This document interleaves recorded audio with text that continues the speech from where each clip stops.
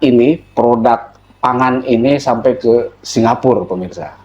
Dan bahkan yang uniknya, metode taninya itu bisa ditanam di mana saja, bahkan ada yang di mall, pemirsa. Nah, kita selun kasumpingana, Kang Pipin, Sami-sami. kita sangat penasaran nih.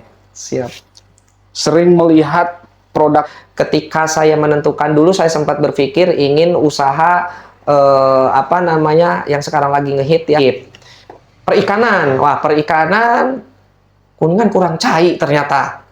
Meskipun Gitu kan. Nah, artinya kan ada sebuah masalah di sana kan. Ya. Nah, waduh, ini nggak bisa nih saya bilang kalau perikanan pun, terus peternakan ayam resiko mati dan sebagainya juga tinggi banget gitu kan. Akhirnya saya meliriklah sebuah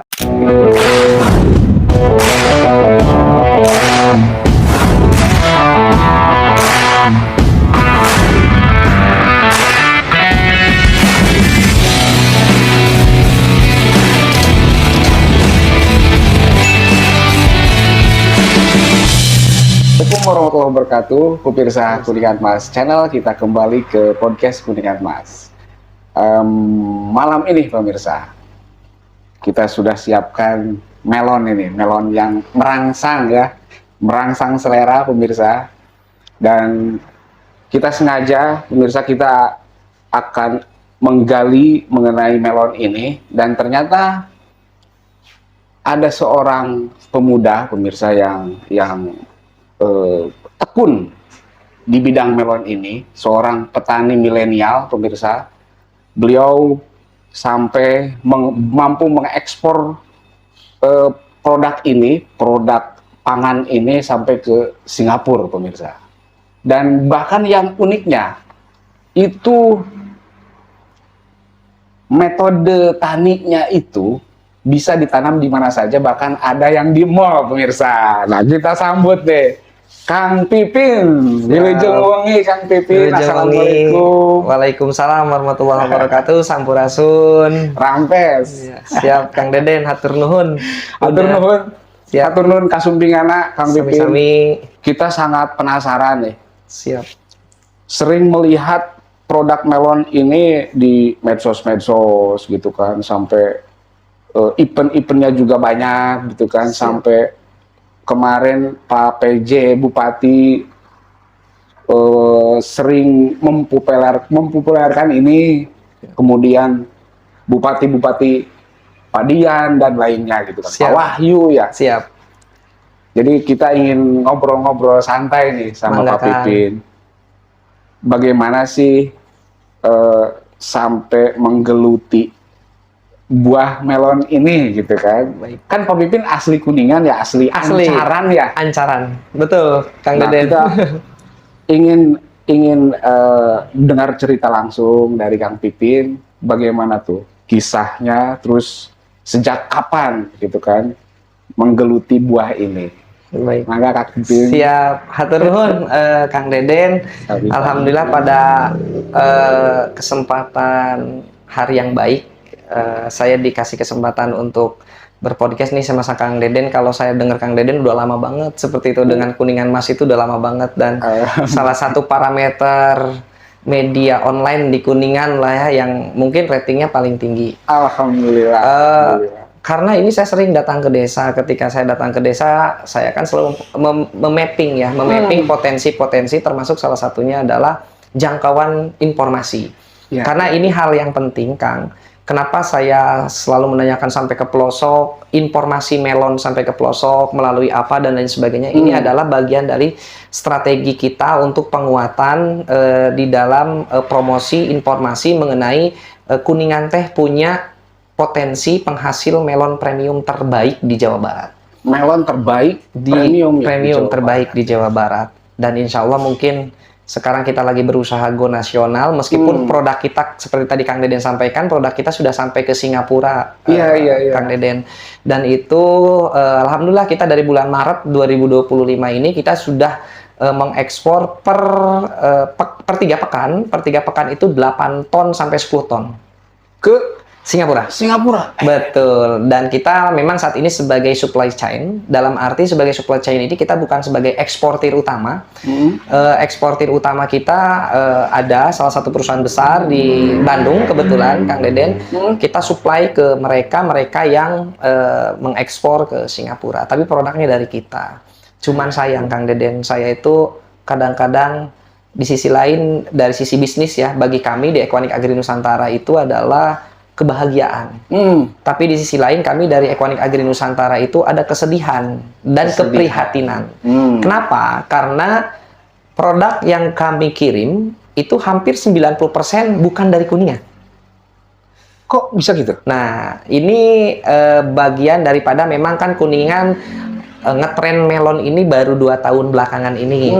Dari tahun 2024 kemarin sampai 2025 ini, sehingga memang gerakan para petani di Kuningan masih belum masif, sehingga untuk mensuplai kami selama per 3 pekan 10 ton, 8 ton itu dari Kuningan belum mampu. Seperti itu. Nah, itu kesedihan kami seperti itu. Tapi kami mengandalkan, memang kami kan punya mitra itu banyak Kang Deden. Itu sampai saat ini kita ada 93 mitra binaan tersebar mulai dari Banten, Bogor, Jawa Barat ya? Betul, ada Bogor, ada Banten, terus ada Tasik, Ciamis, Kota Banjar, Kuningannya sendiri, Indramayu, Cirebon, terus ada di Banjarnegara, ada di Cilacap, seperti itu, terus Semarang, Solo, Wonogiri, Sragen, sampai ada 48 mitra binaan kita juga di wilayah timur Pulau Jawa. Wilayah timur Pulau Jawa itu bukan cuma Jawa Timur kan. Jadi wilayah timur Pulau Jawa itu kami memappingnya adalah dari mulai Kabupaten Sragen sampai ke Banyuwangi.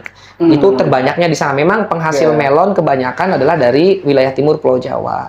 Seperti itu. Dan itu alhamdulillah kami sudah berkontrak dengan mereka untuk menjadi mitra binaan kami, menerapkan SOP kami untuk memenuhi standar kualitas yang kita harapkan untuk kebutuhan ekspor, seperti itu Kang Deden. Dan alhamdulillah efeknya luar biasa bagi mitra-mitra binaan kami. Selain kami memberikan sebuah bimbingan, kami juga memberikan sebuah penghargaan ke mereka. Ini poinnya. Equanic Agri Nusantara tidak ingin besar sendiri Kang Deden. Meskipun kita masih banyak pro kontranya dengan pergerakan kita. Kita dikiranya ada gerakan titipan politik, titipan pejabat, dan sebagainya. Tapi kita boleh cek, ini murni dari gerakan anak-anak muda Kuningan, Kang Deden. Awalnya Equanic ini saya dirikan itu mulai resminya 2024 bulan Januari. Baru. Seperti itu. Tapi saya merisetnya itu, menganalisanya itu panjang, Deden. Itu dari mulai tahun 2022. Jadi betul. Berawal dari sebuah perjalanan panjang sebetulnya, Deden. Saya itu dari tahun 2005 itu jarang pulang ke Kuningan, Kang Deden. 2005 itu setelah lulus SMA, saya itu banyak berkegiatan di Bandung sama di Jakarta. Kebetulan kan basic saya teknik sipil sama arsitek sebetulnya, bukan pertanian, Deden, kayak gitu. Nah, dari 2019 pas COVID itu menjadi titik balik saya untuk berpikir ingin balik ke Kuningan. Tapi yang namanya di dalam keluarga ya pasti ada pro kontra ya, seperti itu. Jadi memang saya mempersiapkan pulang ke Kuningan itu dari 2019, ingin dengan niat ingin merawat orang tua ya, karena orang tua kan cuma tinggal ibu. Saya 2 bersaudara, ibu sudah sepuh, nggak ada yang ngurus gitu kan, ya pengen pulang ke Kuningan. Cuman ada sebuah mungkin catatan bagi orang lain, dalam tanda kutip catatan hitam, latar belakang daripada yang pernah saya alami gitu ya di tahun 2021 lah, ya 2021 ada sebuah persoalan dan lain sebagainya yang menyangkut dengan profesi saya, pekerjaan saya. Karena dulu kan saya biasa di tender, di proyek, tahu sendirilah seperti apa ya. Nah, seperti itu. Nah, tapi di Bandung, Jakarta. Ya, betul. Nah, akhirnya dari situ saya terkena sebuah masalah yang tidak pernah saya tutup-tutupi sebetulnya gitu kan, masalah dengan hukum dan lain sebagainya, dan itu merupakan bagian dari sejarah hidup yang harus saya terima. Ambil hikmah. Nah, betul. Nah, setelah saya terkena badai yang luar biasa bagi saya dengan keluarga saya berpikir, udahlah kita mendingan hidup slow living ya, slow living. Kita slow living aja di Kuningan ya, usaha seusahanya lah, sebisa-bisanya gitu. Mungkin kemarin kita punya pengalaman yang kurang baik, saat ini saatnya kita untuk memperbaiki diri kan begitu. Selain kita ingin mengurus orang tua gitu. Nah, akhirnya 2022 saya itu pulang ke Kuningan dengan keluarga dan lain sebagainya. Saya berpikir Kuningan apa sih yang bisa dijadikan untuk usaha gitu ya. Nah, waktu itu saya belum pernah terpikir untuk melon. Jadi 2 bulan saya di Kuningan masih bingung, jadi pengangguran Kang. Ini usaha apa gitu ya, 2022 itu usaha apa gitu kan, mau usaha buka warung, buka kafe dan sebagainya. Saya kan orangnya dididik di Kementerian PUPR. Oh iya. Dididik juga saya oleh perusahaan Jepang, perusahaan Cina seperti itu, sehingga di dalam menentukan sebuah sesuatu hal lah, menentukan sesuatu hal itu saya selalu berawal daripada 3A. Analisa plus 1A, action. Jadi saya sebelum melakukan sesuatu hal unit usaha, saya selalu menganalisa dulu. 3 kali analisanya 3 kali. Analisa, setelah analisa ini dianalisa ulang lagi. Dianalisa ulang lagi sampai 3 kali. Nah, seperti setelah 3 kali analisa ini baru saya action kan, baru saya evaluasi. Seperti itu. Nah, ketika saya menentukan dulu, saya sempat berpikir ingin usaha yang sekarang lagi ngehit ya, usaha kopi gitu ya, kedai kopi gitu kan. Cuman saya pikir ini ibarat kata bahasanya itu tidak akan bisa abadi. Gitu ya. Betul. Bukti kan banyak ketika ada yang baru, ramai awal, yang lama mati gitu ya. Nah, ini masih ada resiko seperti itu. Nah, terus akhirnya saya berpikir waktu itu, udahlah mau main peternakan gitu ya. Nah, peternakan saya berpikir limbahnya kan, limbah kotoran dan lain sebagainya, kayak kohe gitu kan. Wah, nanti longsor lagi. Nah, ini yang jadi salah satu pertimbangan juga gitu kan, salah satu analisa. Terus marketnya juga saya analisa, nanti buangnya kemana dan lain sebagainya. Skip. Perikanan, Kuningan kurang cai ternyata. Meskipun deket Gunung Permai, gitu kan. Nah, artinya kan ada sebuah masalah di sana kan. Nah, waduh, ini nggak bisa nih saya bilang kalau perikanan pun gitu ya. Karena masih ada resiko. Terus peternakan ayam resiko mati dan sebagainya juga tinggi banget gitu kan. Akhirnya saya meliriklah sebuah peluang di pertanian dan perkebunan. Pertanian dulu nih, waktu itu saya menganalisa, saya pengen jadi juragan gabah lah istilahnya gitu ya, juragan beras lah istilahnya waktu itu. Tapi saya lihat, waduh, potensinya juga kurang Kuningan ternyata untuk produktivitas beras ya.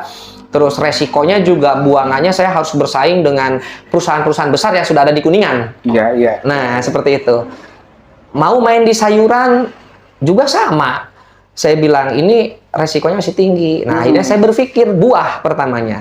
Oke, saya akan menganalisa buah. Ketika menganalisa buah, saya memapping ada beberapa yang saya lirik.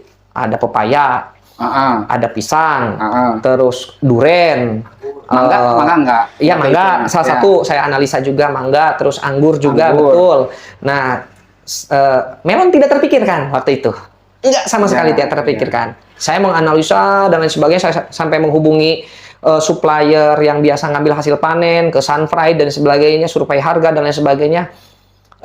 Waktu itu saya sempat jatuh hati ke budidaya pepaya nih waktu itu. Iya, pepaya California, betul, pepaya California. Cuman saat itu permasalahannya adalah, aduh, saya kalau produksinya harus berton-ton, berarti saya harus puluhan hektar. Betul tidak? Tanahnya. Rek modal di mana gitu. Nah, berpikir lagi di situ, waduh, terpentok lagi. Suatu malam ceritanya, kebetulan keluarga kami, anak saya punya anak 2, istri 1 gitu ya. Istri satu? Satu aja. Kayak gitu. Kirain di Singapura itu. Enggak, jangan. Nah, kita itu salah satu makanan yang kita favoritkan, buah yang kita favoritkan dan harus selalu ada di dalam lemari es itu adalah melon. Ceritanya. Ya. Nah, suatu hari anak saya itu minta melon. Bi, pengen makan melon karena waktu itu kan kita kalau di Jakarta mah beli melon gampang ya. Seperti itu gampang, terus deket. Waktu itu saya tinggalnya masih di Hantara. Hantara? Oh, istri di Hantara ya? Istri Hantara gitu kan. Waktu itu, kebayang mau beli sebutir melon saya harus ke Kuningan kan, luar biasa. Udah mau jalannya. Iya, luar biasa jalannya itu. Luar biasa. Kayak Walungan Saat lah. Gitu. Nah jadi, padahal di pelakang melon aja. upamit ya sama, gitu. Upamit izinan maksud Abi gitu. Nah, gitu. Terus, waktu pas akhirnya saya beli ke salah satu supermarket di Kuningan, saya melihat potensi bahwa di Kuningan ini harga melonnya lumayan bagus ya waktu itu. Saya beli dengan harga per kilonya kalau tidak salah waktu itu 32.000. Artinya, orang Kuningan mampu beli melon yang premium kasarnya gitu ya. Tapi bagi saya itu belum premium bagi saya, karena saya dulu waktu ke Hokkaido di Jepang, saya pernah merasakan yang namanya melon terbaik dunia Yubari King, yang harga per butirnya nyampe jutaan gitu ya, seperti itu. Nah, akhirnya saya di dalam perjalanan sambil nyetir itu mikir, ini kayaknya kalau saya melak melon bagus nih di Kuningan gitu ya. Cuman permasalahannya saya cocok atau tidak nih gitu kan. Disitulah awal saya belajar, Kang Deden. Berarti itu rangkaiannya. Kisahnya gitu. Kisah awalnya. Berarti ada hikmah tuh di balik mengurus orang tua. Amin, betul. Lalu sayang ke keluarga. Amin, siap. Termasuk jalan rusak juga hikmahnya ya. Itu mah bagian saja, Deden, bagian kayak gitu. Jadi akhirnya saya di situ malam itu juga saya langsung belajar, Deden. Belajarnya otodidak semua. Saya Google. Yang pertama saya cari itu adalah potensi atau analisa pasar buah melon. Saya cari data di BPS. Kebutuhan pasar buah melon nasional. Saya langsung cari nasional waktu itu. Data lah, keluar data BPS waktu itu dari tahun 2010 sampai tahun 2022. Ada semua saya lihat grafiknya itu semakin naik tiap tahun tuh, Deden. Kebutuhan buah melon nasional. Saya bicara nasional dulu deh. Selalu naik. Artinya ini bagus nih, saya bilang kayak gitu. Setelah saya tahu pasar, nih potensi pasar ya, dari data BPS. Data BPS ini kan sesuai dengan survei kebutuhan, kebutuhan mulai dari F&B, food and beverage, hotel, restoran, dan lain sebagainya, industri, sama rumahan. Seperti itu. Nah, ada 3 klasifikasi. Dan grafiknya selalu naik gitu setiap tahun. Terakhir tahun 2022 itu kebutuhan buah melon itu per tahunnya untuk nasional itu 248.000 ton. Luar biasa ya. Se-Indonesia. Senasional itu. Untuk suplai ke restoran, untuk suplai ke pabrik, dan lain sebagainya lah. Untuk jadikan keripik mungkin, dan lain sebagainya. Saya nggak tahu detailnya seperti apa, cuman ada data 248.000 ton di tahun 2022. Di tahun yang sama, saya cari dong. Naik lagi. Bukan. Kemampuan petani, mampu nggak sih itu? Bener nggak? Kan perbandingannya itu. Kebutuhannya ada, orangnya bisa nggak? Nyuplainya gitu ya. Cukup kaget saya. Ketika saya buka data BPS di tahun yang sama, kemampuan produksi petani melon seluruh Indonesia itu cuman bisa memproduksi 30% saja dari kebutuhan nasional. Artinya 70% ya. Ada pasar kurang lebih sekitar 70% yang masih leluasa banget. Angka 70% itu berapa? Angka 70% itu kurang lebih hampir sekitar 148.000 ton. Nah, pertanyaan saya, itu melon datang dari mana? Saya cari lah. Impor. Ketika saya cari, ternyata pensuplai utamanya ada dari Cina, Vietnam, Thailand, gitu ya. Mereka yang menguasai itu pasar-pasar melon di Indonesia. Saya tidak berhenti di situ aja, Deden. Saya orangnya tidak percayaan. Akhirnya besoknya saya survei ke supermarket besar, bukan cuma di Kuningan, Cirebon, Bandung, Jakarta. Saya keliling tuh. Saya lihat melon-melon yang nongkrong di sana tuh, dari mana asalnya? Ketika saya tanya, ini melon mana? Singapura, Thailand. Ini melon mana? Dari Cina. Ini melon dari mana? Dari Vietnam. Oh, berarti benar data BPS itu. Oke. Saya dapat dua kunci. Kebutuhan pasar sama kemampuan produksi. PR saya adalah saya harus bisa menjawab kekurangan, jangan sampai ekspor deh, gitu kan? Iya. Nah, nyampe rumah saya ngelamun. Cuman ini permasalahannya melon ini sulit ditanamnya. Kena hujan, dia busuk. Oh, ya. Inilah mungkin salah satunya kenapa para petani Indonesia nggak mau nanam melon. Jadi kayak gitu kan. Nah, setelah itu saya akhirnya berpikir logis. Saya punya modal berapa, kemampuan berapa. Ketika saya melihat potensi pasar yang hampir 70% tadi, Gede banget ya. dari 70% itu kan 148.000 ton. Bayangkan, kalau saya ngambil pasar, nggak usah 10% lah. 1% aja. 1%? 1% itu berarti adalah 1.480 ton. Kebayang 1.480 tonnya seberapa puluh hektaran? Ya. Bener nggak? Iya. Itu 1% ya? 1%. Iya. Artinya ketika saya main 1% pun, para agregator, para importir nggak merasa keganggu kan? Iya. Karena saya cuma main 1%. 1% saya nggak sanggup. Karena masih 1.480 ton. Kebayang berapa puluh hektar kan? Kayak gitu. Akhirnya saya turunkan lagi logika saya. Oke lah, saya 0,1. Ketika 0,1 pun masih 148 ton. Berapa puluh hektar? Oke, gitu kan? Akhirnya saya realistis aja deh. Saya bilang, saya main di 0,01% aja. Itu cuman berarti cuman 14,8 ton per tahun. Kalau saya bagi 12, berarti satu bulan itu saya harus produksi kurang lebih sekitar 1,5 ton. Iya. Logika lah. Logikanya ya.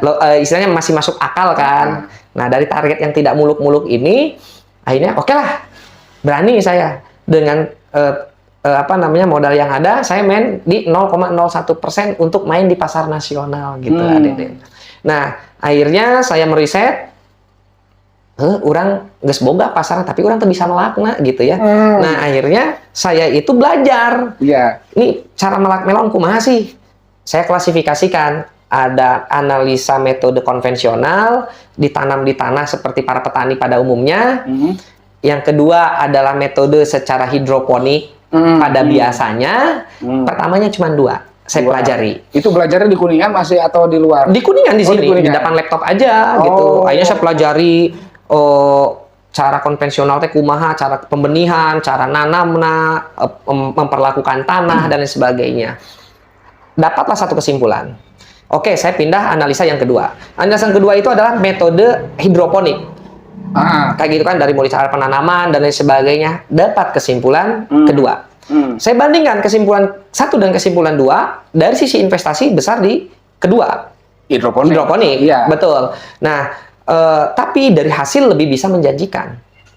Kualitas lebih bagus? Lebih bagus, karena kalau hidroponik kan di dalam greenhouse. Nggak kehujanan, jadi aman dari hama penyakit, aman dari hujan, perubahan suhu, dan lain sebagainya. Dan tidak butuh lahan yang besar. Nah, waktu itu ketika saya membandingkan hasil panen, tapi kok hasil panennya sama.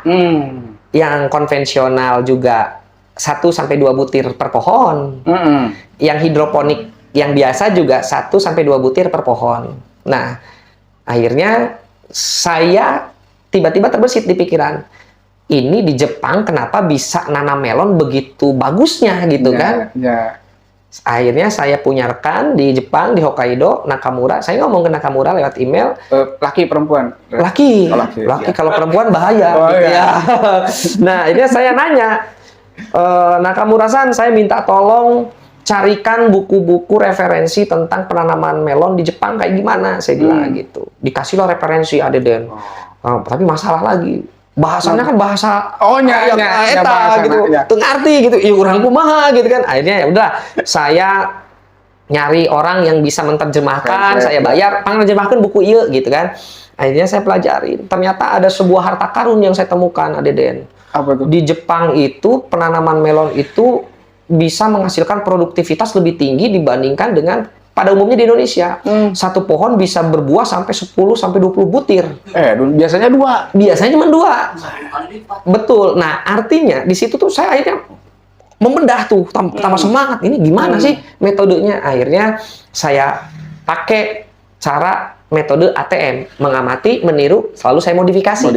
Nah, saya mengamati cara penanaman di Jepang seperti apa, saya meniru teknologinya seperti apa, lalu saya modifikasi disesuaikan dengan yang ada di Indonesia seperti apa. Nah, akhirnya ketemulah alat. Kita modifikasi alat penanamannya. Karena alat penanamannya itu kita beda dari yang lain. Kita pakai box gitu ya. Ya, bukan alat penanaman gitu ya, alat penanaman gitu. Kita penanamannya kan pakai box gitu kan. Nah, saya meniru, saya modifikasi, ketemulah akhirnya. Saya uji coba nanam. Ketika saya uji coba nanam, ternyata tantangannya banyak, Adeden. Ya. Udah ketemu alatnya, bisa meniru seperti di Jepang, bibitnya nggak sesuai. Karena kan teknologi. Kalau yang bibit yang ada di Indonesia kan biasanya cuma hanya bisa dipakai untuk konvensional. Jadi sih jadi, tapi tidak maksimal maksud saya kalau pakai bibit lokal. Akhirnya saya nyoba datangkanlah bibit dari Jepang. Langsung set. Udah bisa nih tumbuh si bibitnya itu. Ada lagi tantangannya, pupuknya. Pupuknya beda lagi. Ini kan berkaitan dengan teknologi nih kan. Nah, ternyata pupuk yang ada di Indonesia, yang beredar di Indonesia itu tidak bisa 100% diaplikasikan terhadap teknologi yang saya bawa dan saya tiru dari Jepang tadi. Akhirnya apa?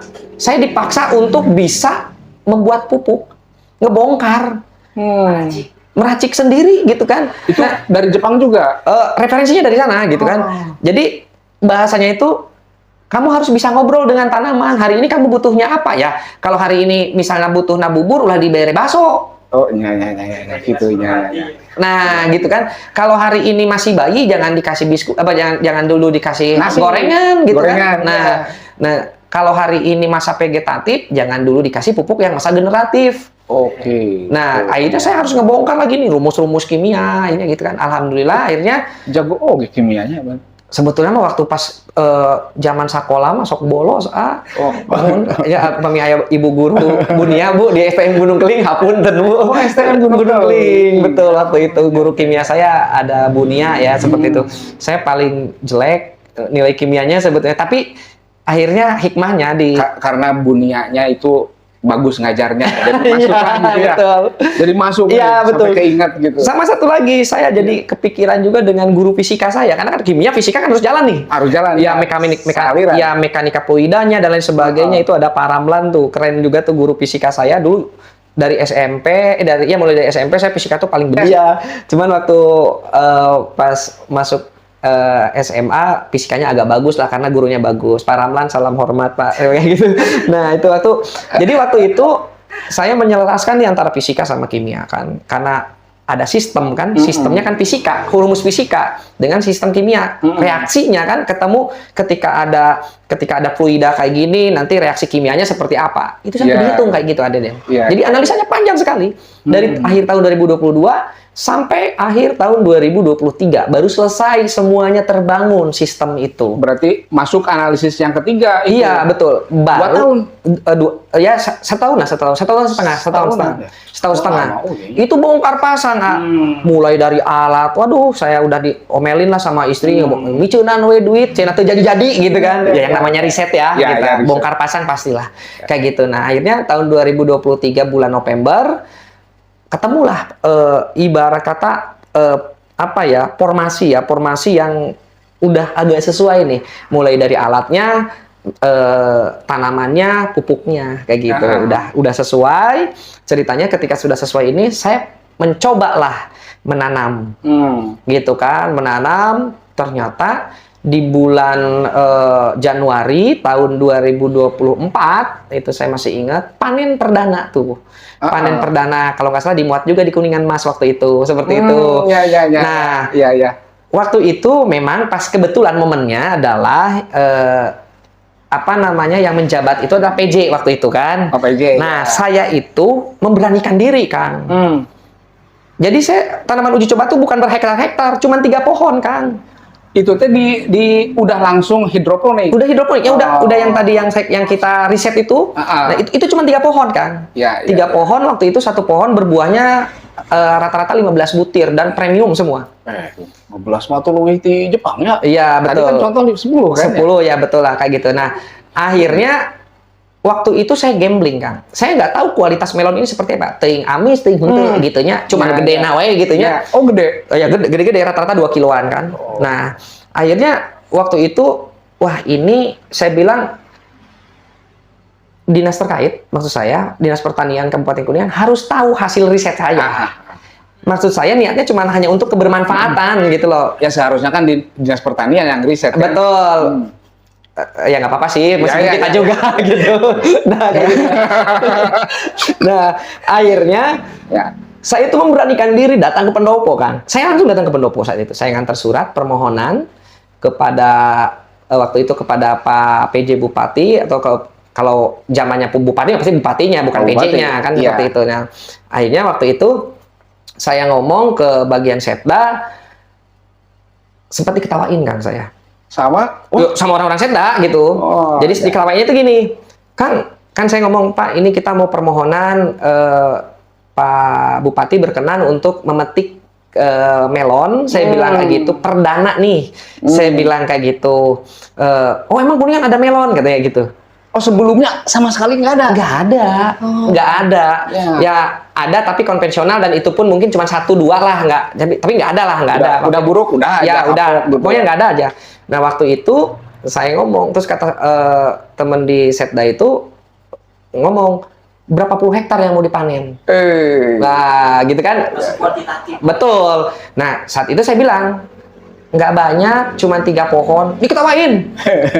Wah, si Akang mau cina huhuru yang mau nyawe bupati cina non panen nganti lu tangkal cina gitu. Saya jelasin. Jangan dilihat kuantitasnya, tapi lihat hasil riset saya. Saya bilang kayak gitu. Riset 1 tahun lebih. Nah, hasil riset saya ingin menunjukkan sesuatu. Dicuekin Kang waktu itu teh. Ya sok we kan, sok majukan we, tapi teu janji cina bisa datang cina gitu. Ya sudah, saya sih ya udah yang penting udah ikhtiar Kang. Akhirnya saya tidak habis jalan, saya minta kalau boleh saya minta nomor ajudan aja. Akhirnya saya minta nomor ajudan, saat itu dikasih sama bagian kesekretariatan, waktu itu dikasih. Saya langsung berdarikin telepon Pak. Waktu itu Kang Dadan, saya telepon ke ajudan, saya scan surat permohonannya, saya telepon ke ajudan. Ajudan pertama juga sama sempat agak menolak ya karena cuma 3 pohon waktu itu. Saya bilang begini ke ajudan, Kang, tolong saya kasih kesempatan untuk komunikasi sama Pak Bupati, sama Pak PJ Bupati waktu itu. Saya bilang, saya minta kesempatan meskipun cuma 1 menit. Dikasih kesempatan waktu itu. Untuk alhamdulillahnya Pak PJ berkenan menerima telepon. Saya cuma ngomong begini, Bapak, selamat datang di Kuningan. Karena waktu itu baru 3 minggu pamit topat. Oh, baru bisa. Selamat datang di Kuningan dengan segala potensinya. Upami berkenan, abdi bade memperlihatkan sebuah inovasi, Pak. Punten, tapi mung 3 tangkal dan nami naoge uji coba. Siapa tahu bisa diaplikasikan untuk kebermanfaatan untuk di Kabupaten Kuningan. Saya bilang gitu. Waktu itu bahasanya masih kaku, Pak PJ Bupati masih, oh iya Kang, salam tepang, hatur nuhun, insya Allah kalau saya tidak ada jadwal, katanya kayak gitu, saya bisa berkunjung ke sana, tapi saya tidak janji. Okay. Karena 3 tangkal gitu. Ya betul. Nah itu teh 3 hari sebelum acara ya, sampai 1 hari sebelum acara belum ada keputusan Pak Bupati mau datang ataupun tidak. Saya masih ingat waktu itu baru ada kabar keputusan itu setelah saya jam 5 sorenya nih Kang. Saya ngirimin video waktu itu ke ajudan, video pohon melonnya, terus teknologinya, saya kirimin sebagai ikhtiar terakhir saya waktu itu. Nah terus jam 7 malam saya masih ingat, saya ditelepon sama ajudan, Kang, Bapak berkenan hadir, tapi ada permintaan, kata waktu itu. Permintaannya apa? Kan ini kalau di schedule jam 9, katanya itu. Bisa nggak kalau misalnya kegiatannya jam 8 pagi? Oh siap, saya bilang. itu persiapan 1 malam kan.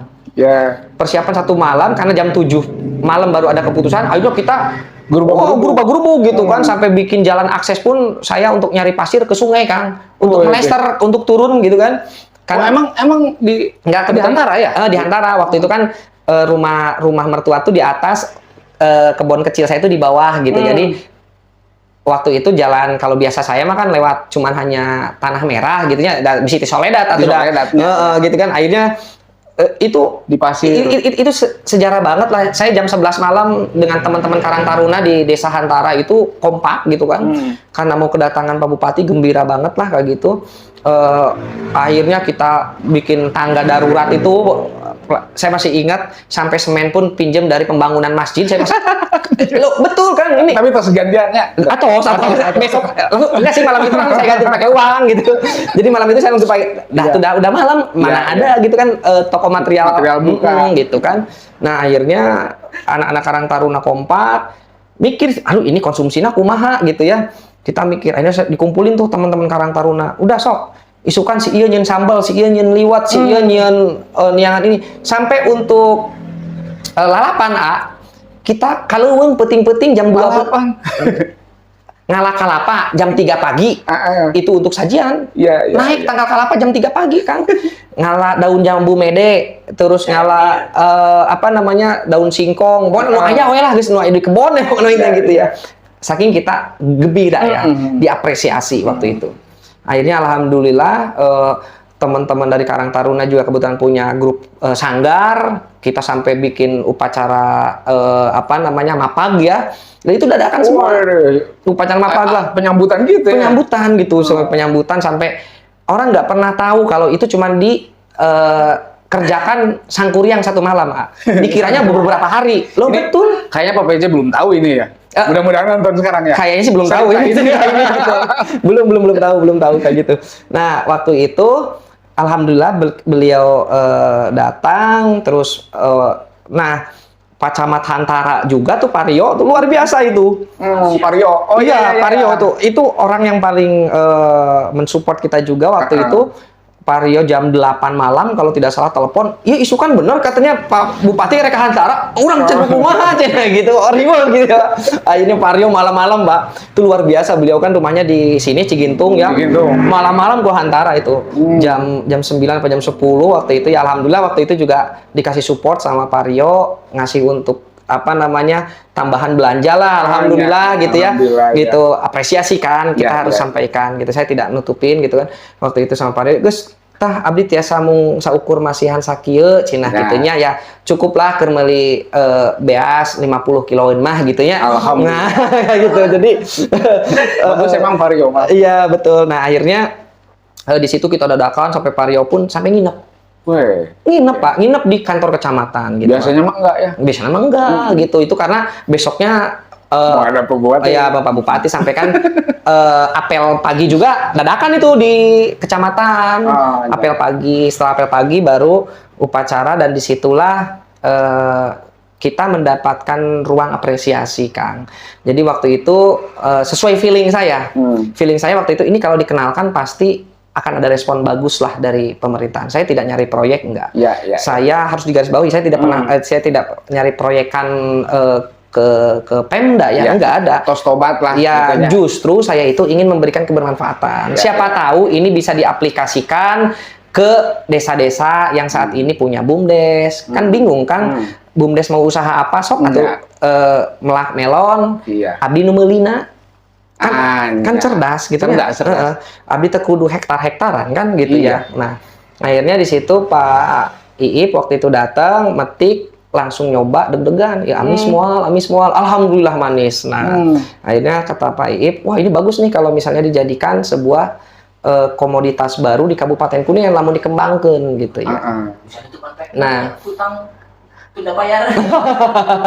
Itu saya nggak ikut-ikutan. Nggak ikutan lah, masalah tunda bayar. Iya, nah akhirnya saat itu karena mungkin beliau melihat ini adalah sebuah potensi yang bisa dikembangkan, akhirnya beliau selalu menyampaikan gitu kan bahwa kan Kuningan tuh gini, sampai saat ini bagi saya pribadi identitasnya tuh belum jelas kan.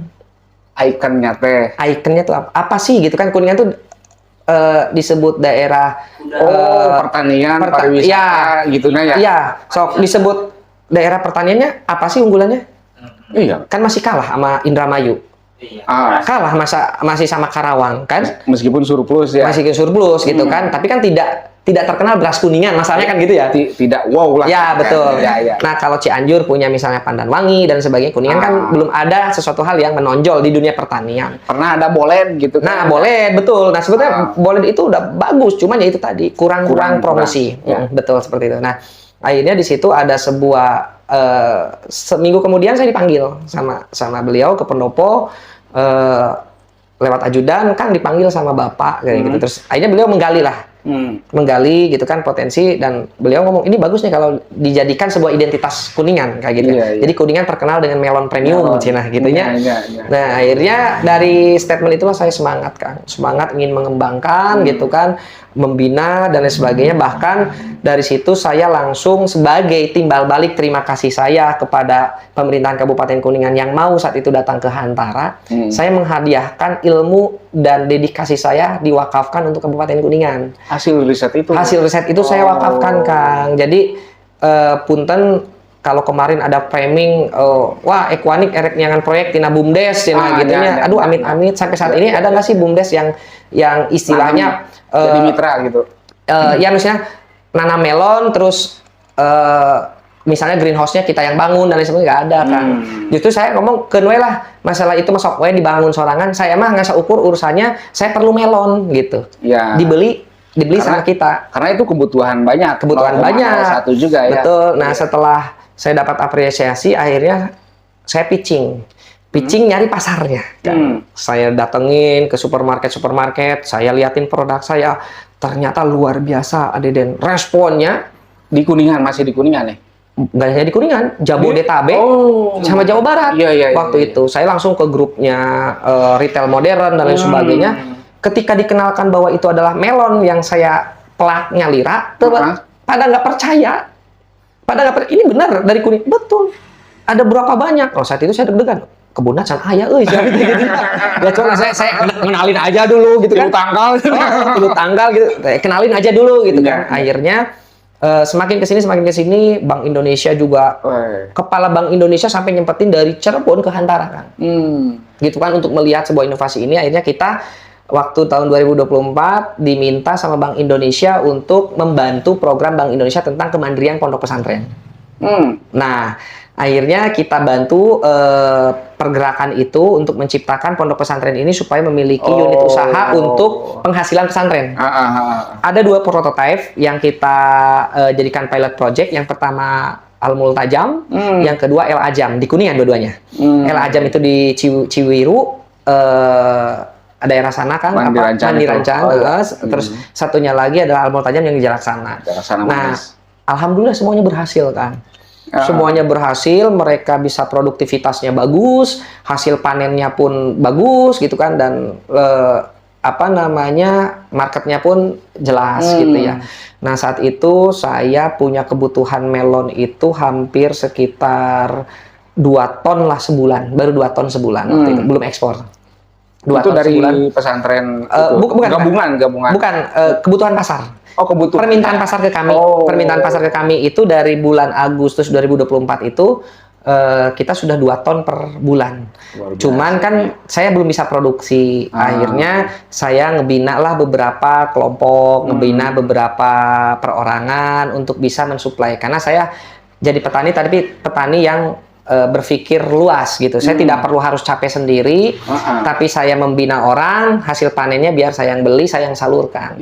Sehingga semua mitra binaan Equanic itu punya kepastian pasar. Percuma saya nggak bina orang, tapi hasil panennya mereka bingung. Enggak. Betul nggak, Dede? Iya. Sekarang jadi banyak yang gitu. Iya. Betul. Jadi saya prinsipnya adalah petani mah udah biar fokus aja bertani, urusan pasar mah urusan saya.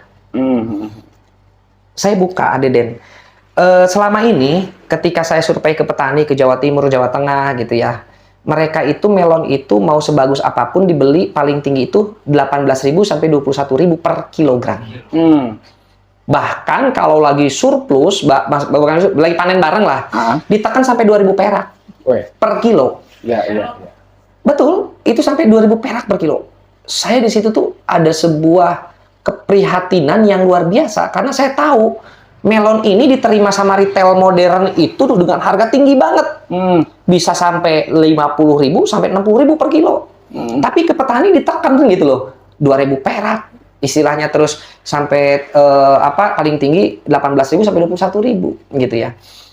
Saya itu langsung berpikir putar balik.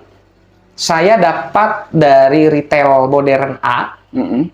Contoh lah, kita nyuplai ke salah satu grup retail terbesar di Indonesia. Itu ada Aeon Mall. Aeon gitu ya. Nah, itu diterima dengan harga 65.000 per kilo. Per kilo. Nah, 65.000 per kilo artinya kalau saya ngambil, bahasa kasar saya nih. Bahasa simpelnya, saya ngambil 30.000 per kilo juga saya untungnya gede, masih gede pisannya. Iya, gede pisan. Gede pisan gitu ya. 20.000 kali 100 ya. Ah, iya. 10. Nah, akhirnya saya berpikir kumaha caranya supaya si petani ini sejahtera, si petani ini juga merasa happy, seperti itu, si petani ini juga merasa nyaman kemitraan dengan kita. Akhirnya saya ngomong ke rekan-rekan di Equanic Agri Nusantara, urang mah ulah nyokot bati gede-gede teuing. 10.000 per kilo juga kita mas udah banyak, maksud saya gitu. Kalau petani mah misalnya cuma bisa suplai 500 kilo, mau 500 kilo unggul. Tapi kalau kita kan bisa dapat dari sini gitu ya. Akhirnya konsep itu saya terapkan kan. Dan sekarang melon dari petani kita beli dengan harga 50.000 per kilo kan. Dari petani. Dari petani. Sampai petani Jawa Timur nangis-nangis, ada yang meluk saya. Waduh, saya seumur-umur bertani melon, baru kali ini saya bisa dibeli dengan harga 50.000. Itu petani konvensional, belum hidroponik. Belum hidroponik, ya? kayak gitu. Kayak gitu. Saya, dan itu kita kontrak selama 5 tahun, Kang. Jadi 5 tahun itu erek harga sabaraha oge tetap 50.000 per kilogram. Cocok ya direktur PDAU-nya. Jangan ulah nyentil-nyentil lah kayak. Tong bahas ya, Tong bahas. Nah, gagal bayar gitu, tong. Ya, akhirnya Adeden saya cuman punya profit, saya buka nih. Equanic itu cuman punya profit paling besar. Iya. 8.000 bersihnya per kilo. Paling besar. Paling besar tuh 8.000 rupiah. Ya. Tapi petani makan puluhan ribunya. Gitu ya. Petani itu puluhan ribu. Tapi saya berpikirnya adalah satu, supaya petani itu niatnya saya ingin ngemuliain lah. Iya. Da ayeuna teh nu bareng harna mah juragan-juragana hungkul. Bandar-bandarnya doang gitu ya. Nah, saya minta doa lah ya sama ibu gitu ya. Kebetulan ibu alhamdulillah nih pas hari ini juga lagi di Tanah Suci, lagi umroh. Ya. Nah, itu mungkin salah satu doa ya, doa dari ibu. Saya bilang gini, Bu, jangan lihat saya 5 tahun kamari anu beuki kana duit kasar nama gitu ya. Saya mah sekarang mah yang penting bisa ke gaji karyawan, kita bisa makan juga udah alhamdulillah. Udah itu rezeki kita, saya bilang gitu. Gue banget. Nah, nah ini saya buka sengaja gitu ya. Terus akhirnya mungkin dari keberkahan doa-doa orang lah banyak gitu ya. Saya karyawan mulai dari 1, 2 sampai sekarang ada 96 Luar biasa. karyawan kan. Ya, itu kayak kan gitu. pemberdayaan. Ya betul. Dan itu anak-anak muda semua kan. Seperti itu. Jadi ada 96 karyawan. Saat ini ada yang ditempatin di Bandung, di Subang gitu ya. Ada yang ditempatin di Banten, di Bekasi, di mitra-mitra binaan kita. Karena kan kita kalau kemitraan dengan kita bimbing Kang. Mendampingi mereka. Karena kan saya ngejaga kualitas. Alhamdulillah mungkin itu adalah doa dari semua mitra juga gitu ya. Permintaan pasar semakin banyak kan. Semakin banyak gitu ya. Yang tadinya 2 ton. Yang tadinya 2 ton nambah jadi 5 ton, 6 ton, dan sampai saat ini dengan ekspor itu total per bulan itu sekitar 15 sampai 20 ton. Sekarang tuh Per bulan. Ini baru melesat. Gitu. Wah, miskin. Gitu ada Den. Panjang lebar teuingnya moal. Enggak juga. Iya, siap. Sangat yang tadinya ngantuk jadi nggak ngantuk. Iya, dengarnya. Resep ceritanya. Iya, betul. Nah, di situ saya selalu berekspansi. Ketika saya sudah dapat mitra yang mau beli gitu ya, saya lari lagi. Dan terakhir kemarin sebuah penghargaan yang luar biasa bagi saya. Saya nggak pernah berpikir gitu ya bisa kerjasama dengan perusahaan besar gitu ya. Jadi sekitar bulan November 2024, ya, kayak gitu ya, saya itu didatengin ke Hantara dari grupnya Paris Van Java Mall. Nyari Mall ke, ya? iya. Paris Panjava itu adalah salah satu grup retail modern atau mall terbesar di Indonesia dan termewah di Indonesia. Kayak gitu, mereka juga punya di Singapura, di Malaysia, di mana gitu ya. Dan ada yang tahu ownernya Paris Panjava itu siapa? Siapa? Orang Kuningan. Siapa? Orang Kuningan, beliau itu kelahiran Cidahu, Cihideng. Oh, kirain itu. Cuman saat ini beliau sudah pindah ke Singapura. Seperti Oh, di itu. Singapura. Betul. Aslinya orang Kuningan. Cidahu, Cihideng. Betul. Nah, jadi Orang Kuningan. ada sebuah strategi yang saya gunakan ketika saya sudah melaunching pemetikan yang pertama. Yang saya lakukan adalah saya kudu lebay di media sosial. Da ayeuna mah geus teu usum iklan di TV, geus teu usum iklan di koran gitu ya. Iya bener kan? Sekarang mah mulai dari punten-punten Online. anak-anak nepi kan ini boga Facebook kan? Iya. Punya TikTok, punya Instagram. Nah, yang saya lakukan pertama yang saya rekrut itu bukan karyawan budidaya. Yang saya rekrut pertama adalah Erik nih orangnya nih, tukang konten. Oh, The magic yang pertama. Betul. The magic of the content itu adalah kekuatan media sosial itu luar biasa. Iya, pantesan nih melesat seperti Iya, ini. betul. Jadi waktu itu saya berpikir saya harus lebay nih media sosial. Kudu gitu ya. Ya. 2030 bupati.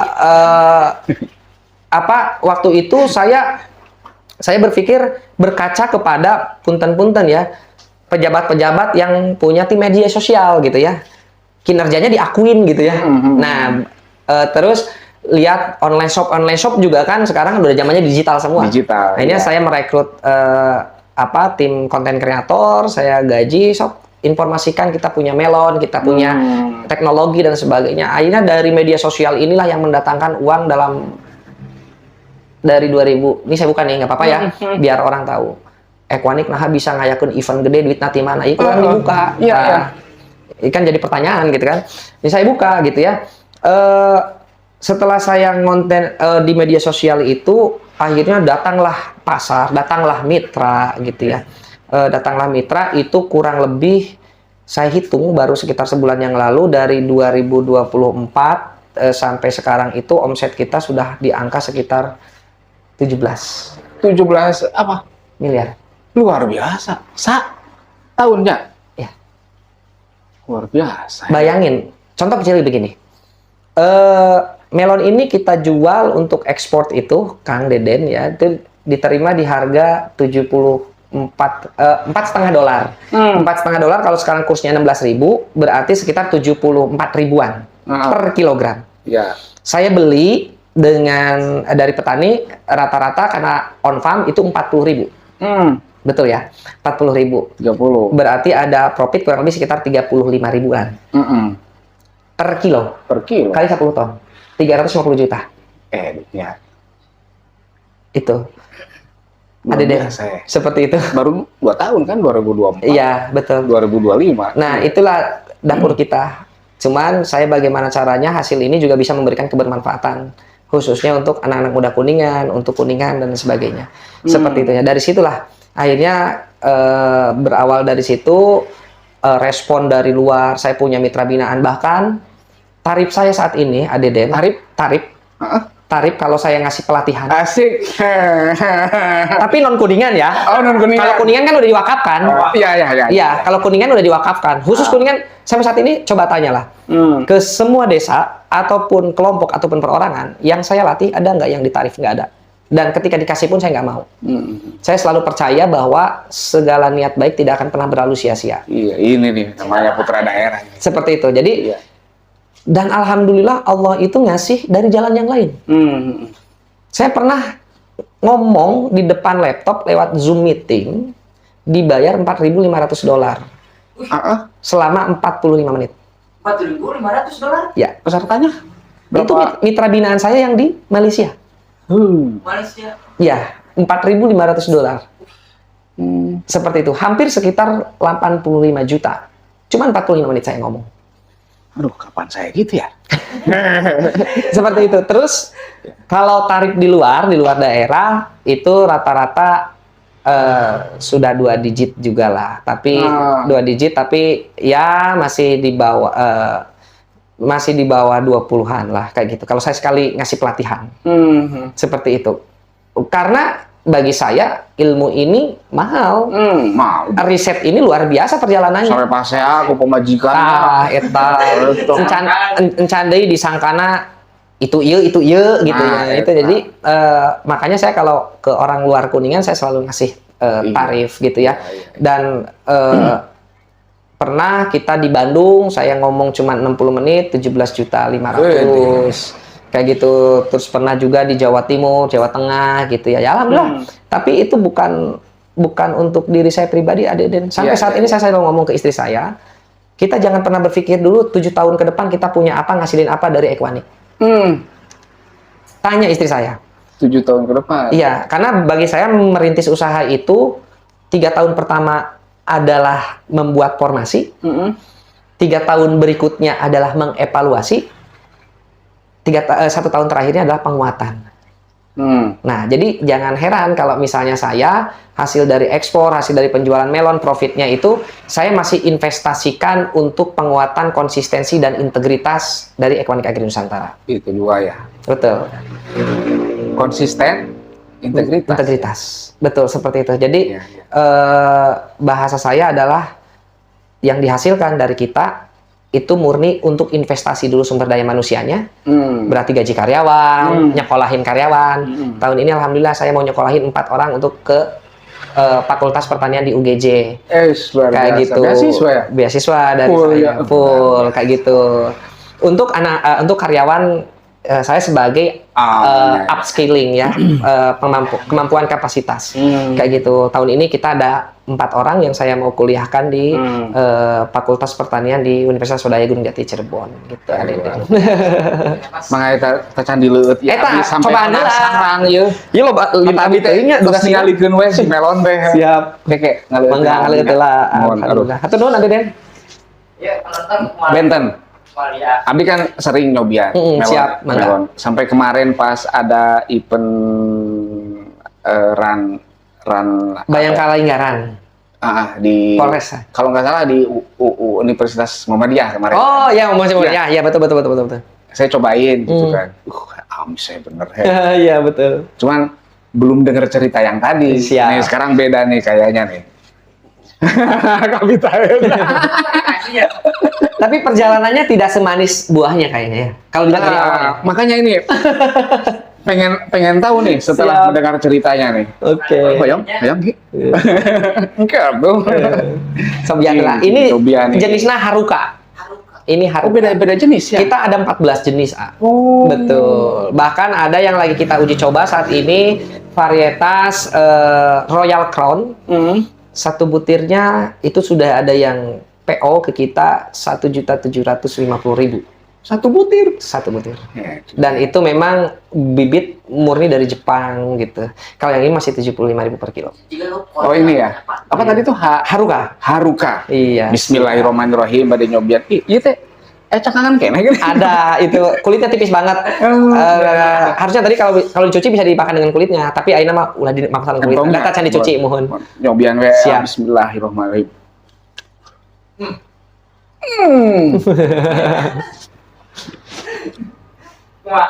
Ingat Kak. Meledak. Itu padahal mah masih istilahnya mah masih pungkernya atau memang Memang karakternya gitu. Oh. Jadi sekarang yang membedakan melonnya Equanic dengan melon lokal itu dari sisi kualitas buah.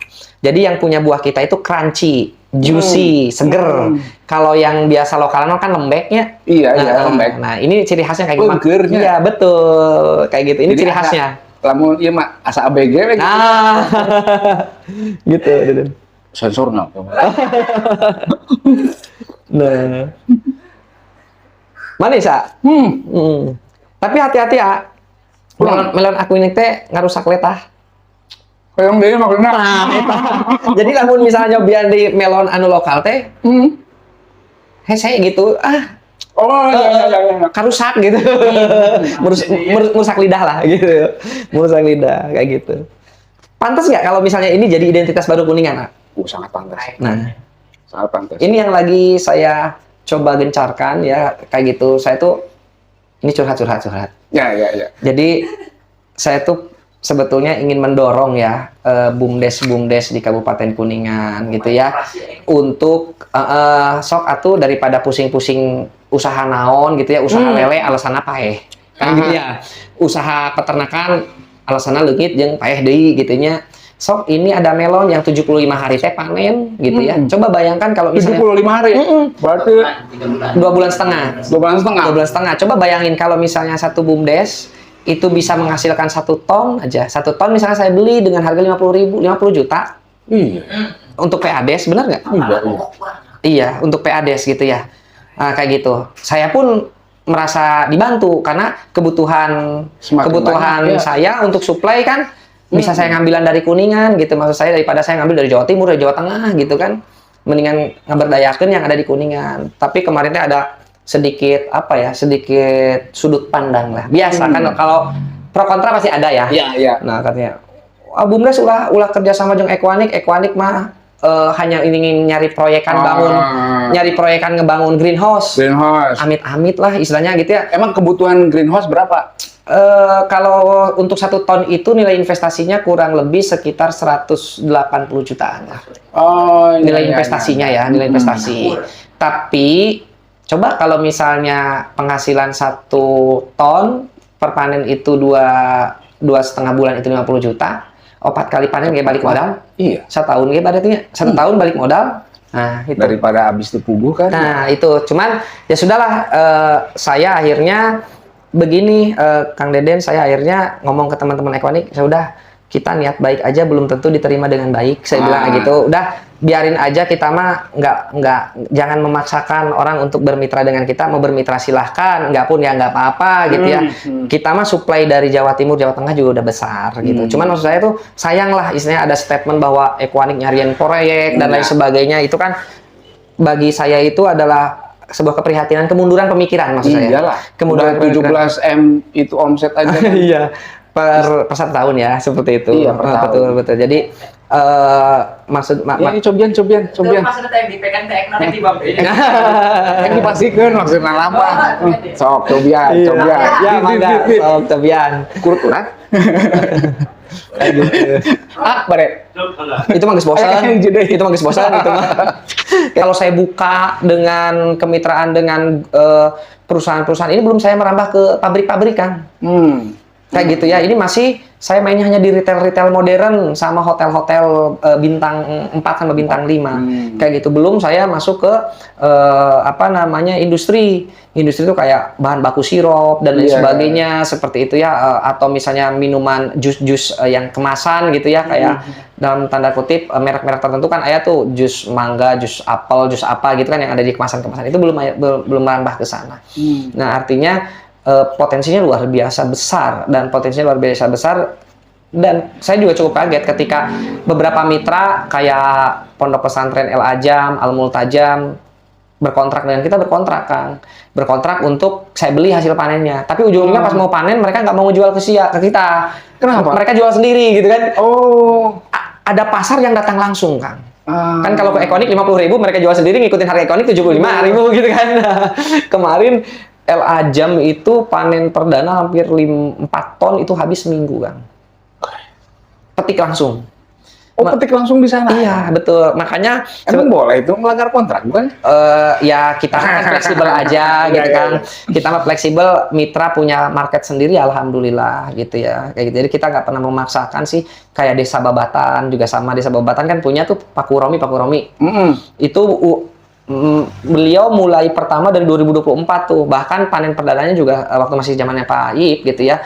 Itu sekarang udah continue tuh gitu kan, menghasilkan PADES kayak gitu. Sampai sekarang juga nggak dijual ke kita, mereka jual sendiri. Ya alhamdulillah sih, artinya target kita sebetulnya bukan melonnya. Target kita adalah bagaimana cara kita menciptakan sebuah ekosistem pemberdayaan yang produktif dan sehat.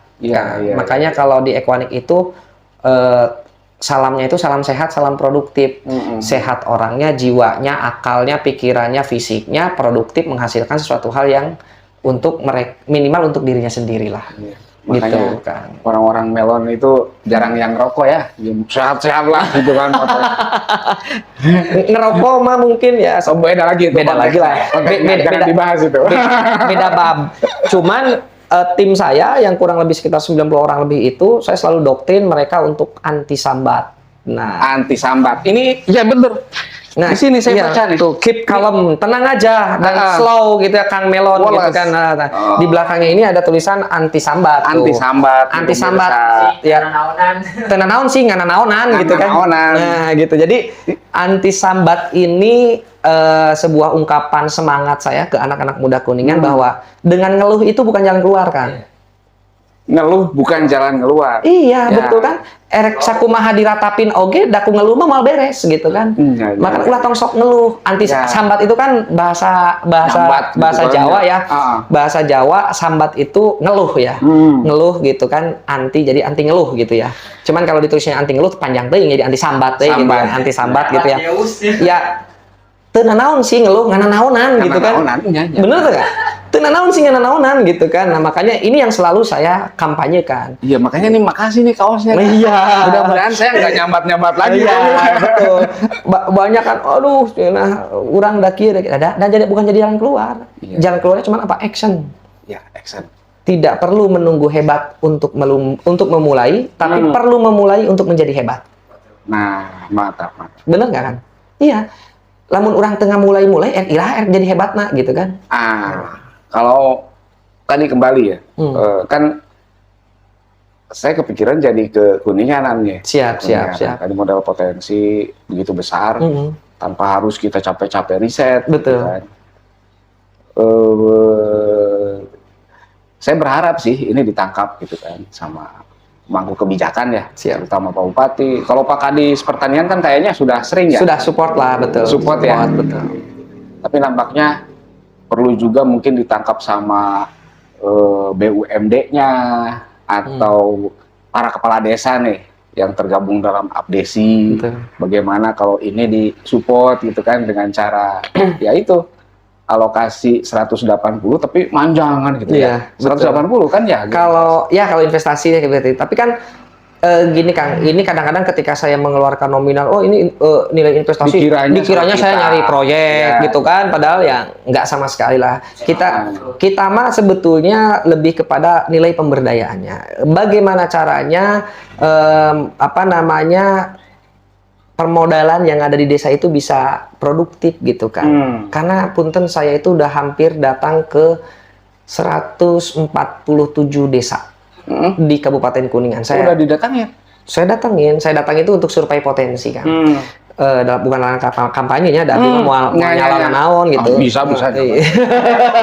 Gitu ya. Jadi menggali potensi kayak gitu, dan rata-rata ketika saya mapping tanya ke BUMDesnya, rata-rata hampir 99,9% mereka bingung mau usaha apa. Yang ada adalah usaha latah kan. Ya. Paham nggak usaha latah teh? Ningali. Iluan. Nah, ningali itu jika halus ya. Jika halus, cenanon namina teh melak lele gitu kan. Mereka tanpa analisa. Cuman hanya ikut-ikutan. Sehingga ketika dalam pelaksanaannya resiko gagalnya itu besar sekali. Dan banyak kok. Ada yang tahu lah. Ya. BUMDes di Kuningan berapa sih yang hidup? Nggak nyampe 10% kan? Nggak nyampe 10%. Artinya apa? Sayang gitu loh. Itu aturannya sudah jelas. Ya.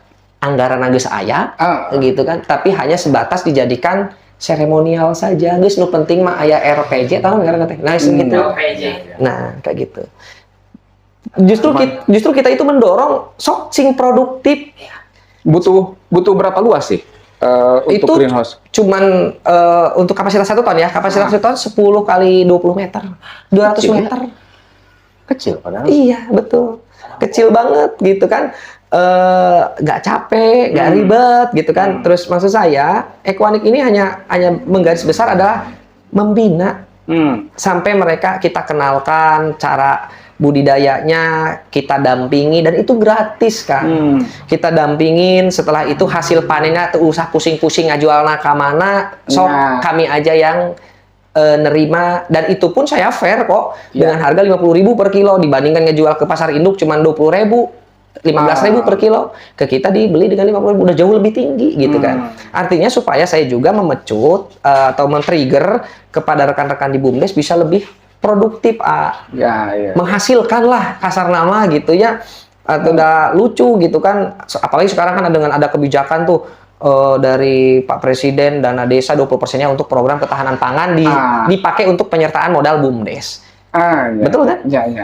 Tapi BUMDes sabar bingung, erek usaha naon. Koperasi Merah Putih sekarang didirikan, Iya. mau ngapain kan mereka pada bingung. Nah, seperti itu Pak. Barangkali untuk meyakinkan ya, barangkali yang menonton di desa-desa atau siapapun ya ingin mencoba itu, ada ini enggak efek, bukan efek istilahnya, ya ini kan yang bagusnya kan, hasilnya. Gagalnya lah. Gagalnya. Mitigasi resiko gagal ya. Betul. Seperti apa? Oke. Kan tadi 2,5 bulan kan ya panen. Nah gagalnya seperti apa? Atau pernah kejadian nggak di daerah mana? Siap, gitu? oke. Ya. Mitigasi resiko kegagalan itu untuk pemula itu pasti ada. Ya. Pasti ada, seperti itu. Dan biasanya kalau nurut dengan SOP kami, SOP itu kan mulai dari misalnya bangunan greenhouse-nya harus seperti apa, seperti itu kan. Terus nanti yang membudidayanya seperti apa, misalnya kudu mere pupuk jam 8 ulah dibere jam 10 akan berpengaruh kan.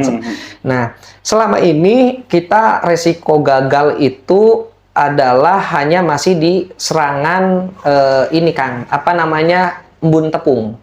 Embun tepung itu salah satu hama yang diakibatkan oleh perubahan cuaca ekstrim. Misalnya siang hari panas gitu ya, malam hari dingin atau tiba-tiba hujan. Ya. Nah, kayak gitu. Hanya mitigasinya selama ini itu yang kita hadapi adalah hanya serangan embun tepung. Dan itu pun masih kita analisa, masih profit. Jadi kalau dibilang rugi mah, alhamdulillah sampai saat ini belum ada mitra binaan saya yang rugi minus gitu ya. Seperti itu. Jadi kan HPP itu harga pokok produksi, mulai dari beli bibit, gaji karyawan, terus beli pupuk dan lain sebagainya itu berapa gitu kan, terus hasilnya berapa kan begitu. Nah, paling jeleknya itu adalah kita pernah mengalami gagal terbesar itu kita di Kuningan pernah 2 kali juga, 2 kali betul, di Kuningan 2 kali, di Subang 1 kali. Nah itu pun tidak sesuai target aja gitu. Tapi kalau dari kualitas buah tetap bagus. Jadi misalnya kita misalnya target 1 ton, karena ada masalah gitu ya. Jadi panennya cuma dapat 500 kilo atau 600 kilo gitu. Jadi hanya sebatas itu aja. Itu pun ya sama kami kan, ketika si mitra itu masih baru, bisa ditanyain lah ke mitra yang pernah gagal gitu ya, itu kita subsidi. Disubsidi kita bibitnya untuk penanaman berikutnya kita kasih gratis. Itu sebagai bukti komitmen kita untuk menjaga semangat si mitra, si petani ulah sampai putus asa kan, anti sambat kan. Ulah ngeluh gitu ya. Nah gitu gitu Kang. Jadi kalau dari resiko sampai nggak panen pisan mah nggak pernah sama sekali kan. Seperti itu. Paling cuman hanya dari target produksi aja yang pernah tidak sesuai lah. Misalnya ya kuduna mah panen teh 1 ton tapi kan menang 500 kilo 600 kilo gitu. Tapi range-nya masih sekitar 60% lah. Jadi 40%-nya yang gagalnya gitu, ya. Gitu kan, tapi bukan gagal tanam ya, tapi hanya gagal produksi aja. Tapi kalau kita konversikan ke dengan sistem konvensional masih menang, masih dapat banyak gitu. Karena contoh kecil, kalau konvensional itu misalnya target kita adalah 1 pohon misalnya 5 butir atau 10 butir misalnya, terus cuma dapat 6 butir atau dapat 5 butir gitu ya, dibandingin konvensional kan cuma 2 butir. Masih dapat gitu. Coba memang karena dari awal kita targetnya misalnya 1 ton, jadi kadang-kadang orang gagal urang cina gitu. Padahal nggak gagal seperti itu. Cuma target produksi aja yang ini. Nah, terus jaminan kan sering tuh musiman ya. Nanam ini udah banyak, jualnya hese gitu ya. Hese, kemana Kemarin sempat juga kan madu tuh. Iya, madu. betul. Wow, udah Oversupply, ya. Efek teh. Iya kemana sih nggak jualnya? Terus saya. Siap, gitu. siap. Nah, jaminan itu biar masyarakat yang tertarik itu merasa tambah yakin. Cuma.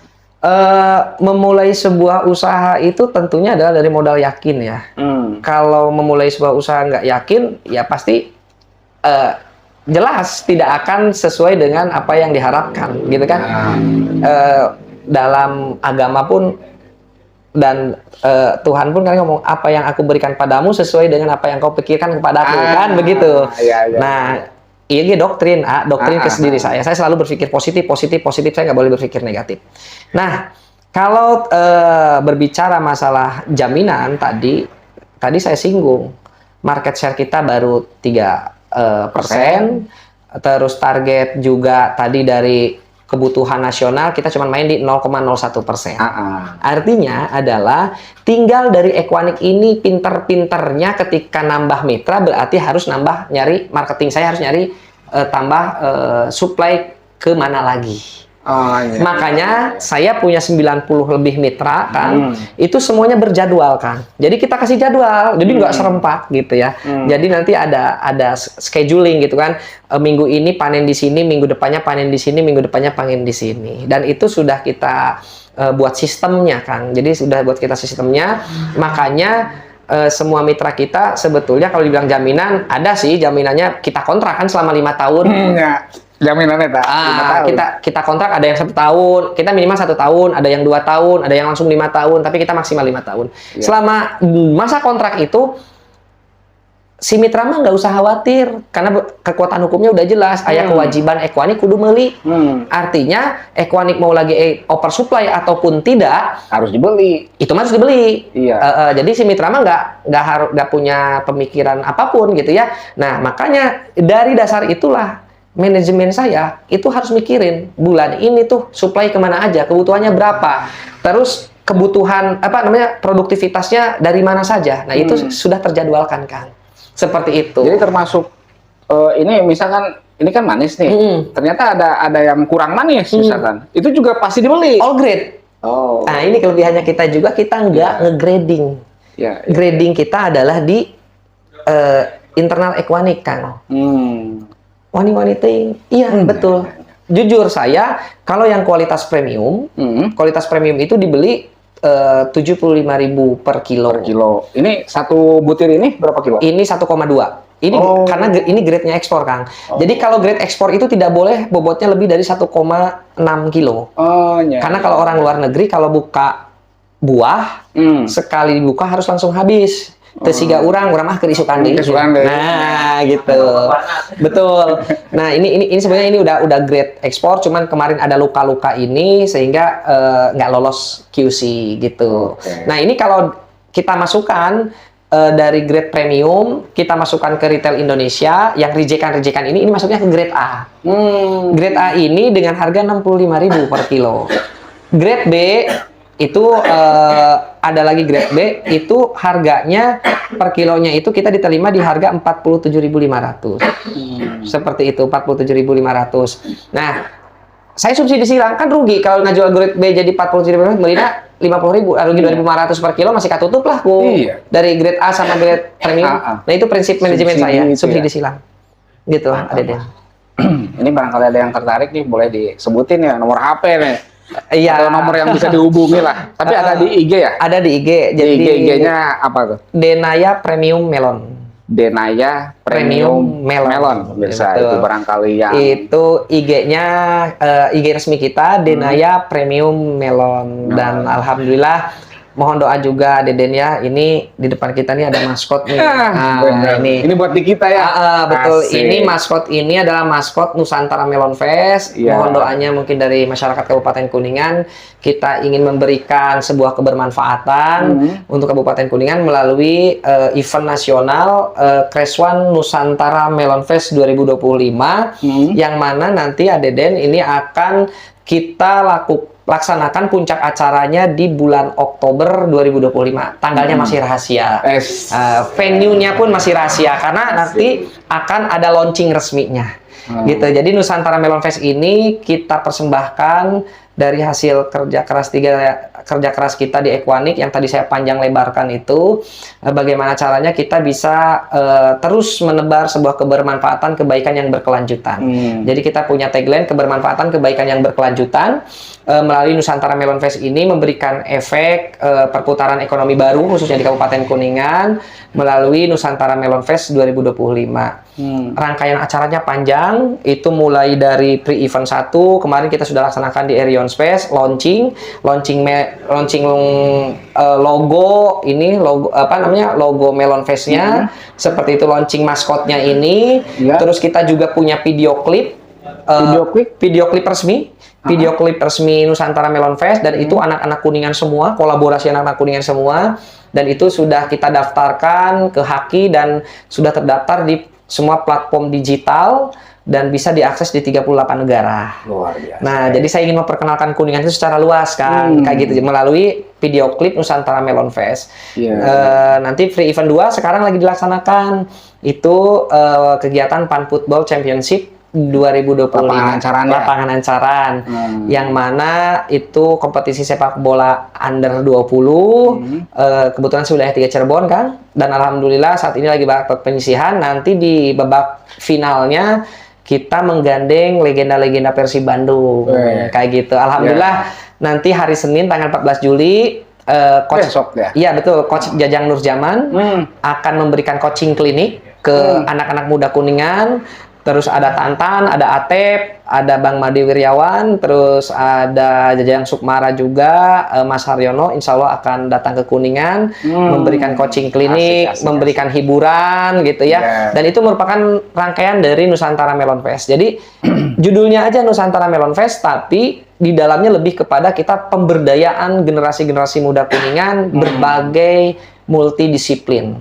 Yang senang main bola kita kampanyekan, yang senang bertani kita kampanyekan, fotografi kita kampanyekan, yang sering bikin alat-alat teknologi kita lombakan, videografi kita lombakan. Kita juga nanti ada free event ketiga itu di Unsur Gati, Universitas Budaya Gunung Jati. Nanti free event 4 itu ada di Makodim 0615 Kuningan sama di Kuningan.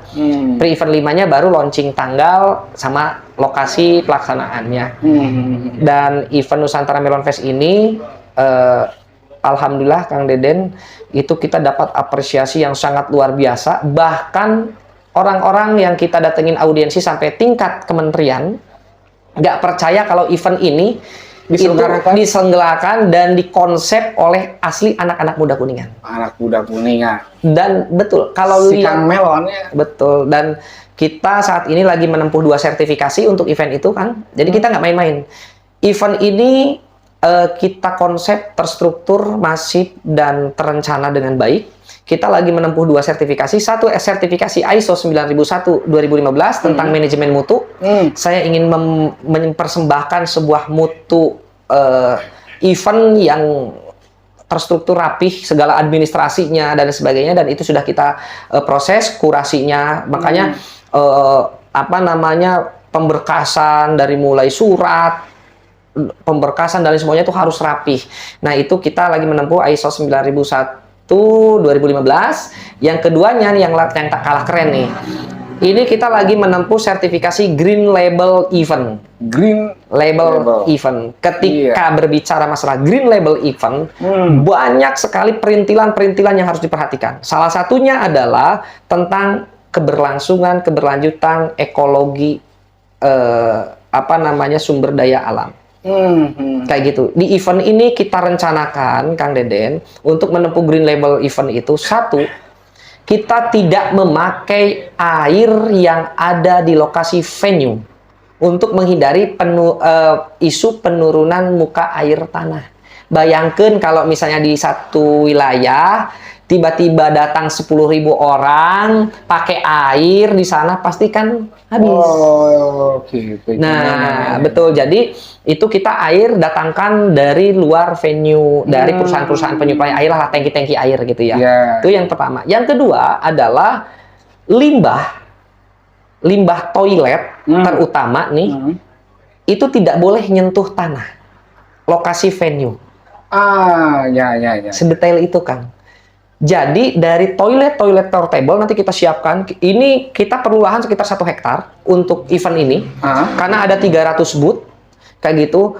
Nanti si limbah toilet itu toiletnya portable semua. Air bersihnya dari tangki langsung. Limbahnya pun dari toilet itu langsung kita salurkan ke pipa, masukin ke tangki pembuangan tinja. Bukan tangki air tadi ya? Bukan. Seperti itu. Nah, itu yang kita yang kita lakukan itu untuk pengendalian limbah kayak gitu ya. Limbah sampahnya kita melibatkan 100 tenaga kebersihan. Dan itu kita akan kontrak dengan BUMDes setempat yang dijadikan venue untuk mereka bisa memiliki penghasilan dari kontrak dengan kami untuk jadi tenaga kebersihan, pemungut sampah. Dan salah satu syaratnya untuk Green Label Venue adalah tidak boleh ada penumpukan sampah di lokasi. Kita langsung sediakan mobil pengangkut sampah, kita langsung buang ke TPA. Ya. Seperti itu. Kemarin kita audiensi dengan DLH, alhamdulillah DLH juga mensupport untuk hal tersebut. Kayak gitu. Dan tapi tempat masih dirahasiakan. Rahasiakan. Nanti ada waktunya. Seperti itu. Nah, kita pun ada 2 gate nanti kan. Ada 2 gate screening. Ketika masuk di gate kedua, itu tidak boleh ada kemasan plastik masuk ke area venue. Jadi di dalam itu sudah tidak boleh ada botol minuman, botol plastik, kemasan plastik dan sebagainya, sudah tidak boleh. Kayak gitu. Itu salah satu Green Label event. Kayak gitu. Nah, makanya resikonya adalah kami sebagai penyelenggara itu harus menyediakan water station atau tempat orang ketika orang berkunjung keliling-keliling dalam kan haus gitu ya. Kita sediakan ada 20 titik pantry umum. Kita sediain kopinya gratis, kita sediain tehnya gratis, kita sediain susu murninya gratis, kita sediain minuman-minuman tradisional gratis di situ. Ada air minumnya pun kita nanti akan kasih cup khusus gitu ya. Kalau yang bawa tumbler gitu ya. Tapi ke dalam itu nggak boleh bawa sampah plastik gitu. Nah, selanjutnya juga di dalam venue itu minimal per 10 booth itu harus ada 1 apar. Itu salah satu persyaratan juga. Detail banget. Makanya ketika kemarin kita seleksi atau tender event organizer pun kita tenderkan kan, nggak asal nunjuk gitu, karena itu nepotisnya. Iya, karena ya itu tadi kita mengejar ISO 9001 2015. Salah satu syaratnya adalah ketika penunjukan vendor pun harus melalui lelang gitu loh. Jadi kita lelang, kuratornya pun harus profesional. Alhamdulillah karena kita sudah bekerja sama dengan Universitas Kuningan, akhirnya tim kuratornya adalah dekan-dekan dari 4 fakultas. Ada dari Fakultas Hukum sebagai kurator dari sisi legalitas, ada Prof. Suari, terus ada Bu Dr. Lili dari Fakultas Ekonomi dan Bisnis Universitas Kuningan, terus ada juga Pak Jerry, Kaprodi dari DKV, konsep desainnya gimana gitu ya, mengkurasi mereka. Seperti itu. Jadi kita Equanik nggak mengkurasi, nggak memilih. Jadi kita ngambil yang profesional untuk menentukan. Gitu. Itu anggaran dari kita. Alhamdulillah sampai detik ini masih Equanik Agri Nusantara. Iya, gedean kan ini ya? Iya, kayak gitu. Luar biasa nih. Dan sebetulnya ada cerita sih sebetulnya, kita itu sempat mau dapat sponsor dari luar negeri. Perusahaan pupuk organik ceritanya. Mereka siap membiayai event kita 100%. Gitu ya, 100%. Saat itu kita sudah ada dealing dan lain sebagainya. Ceritanya saya beraudiensi dengan Kementerian Pertanian. Di Kementerian Pertanian itu dalam tanda kutip bukan melarang ya, menganjurkan. Kalau masih banyak sponsor di lokalan, ngapain harus ngambil dari luar negeri, apalagi itu perusahaan pupuk, kayak nggak rusak pupuk Pusri, gitu kan? Pupuk Indonesia gitu kan. Mungkin arahnya ke sana. Akhirnya kami juga dapat support dari pemerintahan pusat gitu ya untuk event ini gitu kan. Mereka ada komitmen dengan membeli 120 booth dari kita, dari 300 tuh saat 120 ini 120 bootnya udah dibeli. 120 bootnya tuh minggu kemarin baru MOU pembelian 120 booth gitu ya. Terus dari 300 booth itu kita hibahkan 100 booth untuk UMKM sewilayah 3 Cirebon. Oh, Gratis kan? Gratis ya. Jadi 100 booth itu saya tidak pungut biaya sepeser pun, itu untuk UMKM kecil yang ada di Kabupaten Kuningan. Saat ini lagi dikurasi nih, UMKM mana yang layak gitu, yang bisa kita upgrade gitu lah. Itu bukti komitmen kita kan. Seperti itu. Jadi terus kita juga di dalam event ini melakukan CSR. CSR berupa menyumbang 5.000 bibit pohon untuk di Kabupaten Kuningan. Bibit pohonnya apa aja? Kita terdiri dari 2.500 pohon endemik, 2.500 lagi pohon penghasil buah. Nah, harapannya adalah kalau saya kasih endemik semua, culos akhirnya. Jadi asal nanam, geus teu diurus. Tapi kalau ada stimulannya dengan pohon buah, minimal-minimal mah sama-sama ditengokan gitu kan, dirawat gitu ya. Nah, salah satu ikhtiar kita adalah dengan 5.000 bibit pohon ini, saya berharap satu pohon ini bisa mewariskan 1 juta warisan untuk masa depan gitu. Satu pohon untuk 1 juta warisan masa depan. Jadi pohon endemiknya itu kita ada beringin, ada kawung, seperti itu, yang mana beringin dan kawung ini adalah salah satu pohon yang bisa menyimpan air. Sehingga isu-isu Kuningan kekeringan teh minimal diikhtiaran, diikhtiaran lah istilahnya minimal gitu ya. di daerah itunya lah gitu kan. Betul seperti itu. Kalau pohon buahnya juga kita durian, terus ada alpukat kayak gitu, terus ada nangka, ada sukun gitu yang kita hibahkan kemarin. Tahap 1 sudah selesai, Kang. Tahap 1 kemarin kita melakukan di Desa Parakan. Itu bekerja sama dengan Kodim. Jadi Kodim sebagai pelaksana dengan akar, teman-teman akar gitu, menanam 1.000 pohon, 500 endemik, 500 buah. Nah, tahap 2 bulan ini 1.000 pohon lagi, insya Allah ini akan kita kerjasamakan dengan Polres Kuningan. Harapannya nanti di yang ketiga di bulan Agustus itu nanti bisa kolaborasi dengan mungkin dengan pemerintahan Kabupaten Kuningan, karena berbarengan dengan nanti ulang tahun Kuningan lah istilahnya gitu ya. Septembernya gitu ya. Tapi ini belum kita komunikasikan kan seperti itu. Jadi Nusantara Melon Fest ini alhamdulillah ini adalah hasil persembahan dari hasil kerja keras kami di Equanic kan. Saya selalu ngomong ke teman-teman Equanic, untuk Nusantara Melon Fest ini kita jangan pernah berpikir profit oriented, dalam arti berpikir keuntungan. Kita ini adalah bagian dari investasi Equanic untuk eksistensi Equanic di seluruh Indonesia. Karena pesertanya alhamdulillah dari paling barat berarti dari Medan kan. Dari Aceh belum ada confirm. Medan, Padang, terus Riau, Bengkulu, Lampung, Sumateranya ada 5. Papua belum. Terus dari Jawa mah udah pasti, terus Kalimantan, Sulawesi juga sama. Bahkan nanti di gelaran Nusantara Melon Fest ini di puncaknya, di opening ceremony ini kita konsepnya adalah Nusantara. Jadi nanti akan ada perwakilan dari seluruh provinsi. Dan itu alhamdulillah sudah kita kondisikan. Nanti ada tarian dari Maluku Utara, ada tarian dari mana gitu. Dan itu asli orang Malukunya, bukan anak-anak disuruh nari, orang-orang Kuningan disuruh nari Maluku, enggak. Seperti itu. Alhamdulillah ada kurang lebih sekitar yang udah konfirmasi ada 17 lah. 17 dari perwakilan provinsi kan, kayak gitu. Luar biasa ya. Mohon doanya mudah-mudahan nih didoakan pisan. Kuningan Mas bisa menjadi salah satu official media partner kita ya. Siap. Kayak gitu. Siap kan. kalau demi Kuningan gitu kan. Betul. Siap. Makanya saya sampaikan mungkin kata-kata terakhir lah ya Kang ya. Karena udah terlalu banyak juga dari surasinya. Ketika melihat sosok Equanic itu jangan sampai dilihat dari sentimen pribadi. Kayak gitu. Karena kita semuanya multidisiplin, multi latar belakang. Ada yang latar belakangnya anak jalanan, ada yang latar belakangnya anak pecandu narkoba, ada yang latar belakang macam-macam lah. Termasuk saya sendiri juga bukan orang baik sebetulnya seperti itu, tapi saya ingin berusaha lebih baik. Saya ngomong ke anak-anak gitu ya. Jangan melihat sentimen kesananya. Atau dulu pejabatnya siapa yang dukung gitu ya. Jangan sampai melihat hal-hal seperti itu. Tapi cobalah lihat pergerakan kita, kebermanfaatan kita. Gitu ya.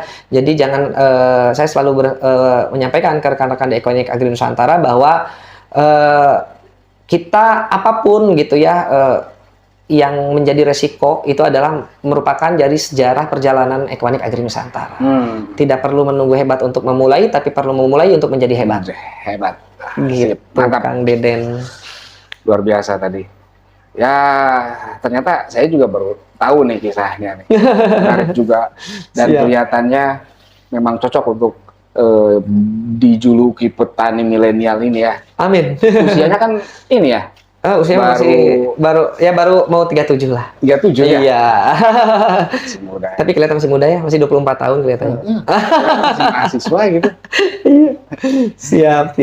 Ya 1-2 lah sama saya gitu. Amin. Ya benar. Itu barangkali Kang Pipin ya. Terima kasih nih. Sami-sami Kang Deden. Atas obrolan Siap, kita betul. yang panjang lebar ini nih, semoga, dan ternyata memang daging semua kalau menurut saya ya. Siap. Insya Allah banyak inspirasi lah. Siap, Yang siap. bisa kita ambil, terutama penonton di seluruh Kabupaten Kuningan. Siap Pak Deden. Itu, dan sekali deh hatur nuhun Sami-sami Kang Deden. pemirsa Kuningan Mas Channel. Terima kasih nih atensinya. Nanti kita kembali ke podcast berikutnya.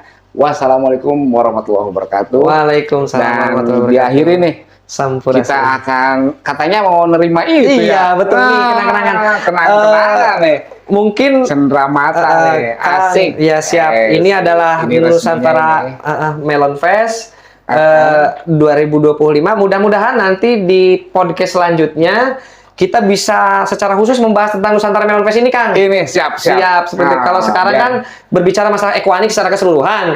Nanti kita bicara khusus masalah ini. Ya. Siap, Kang Deden ya. Mumpung belum Oktober. Oh iya, bener. Oke, Kang Deden diterima ya. Hatur nuhun, hatur nuhun. Sami-sami. Waduh, Siap. luar biasa Oke. ini apresiasinya. Kalau dari kita nantilah. Aman. Jangan masuk frame. Ya, aman. Siap, Ini siap. kaosnya juga, terima kasih. Siap, nah, anti sambat. Anti sambat. Anti sambat.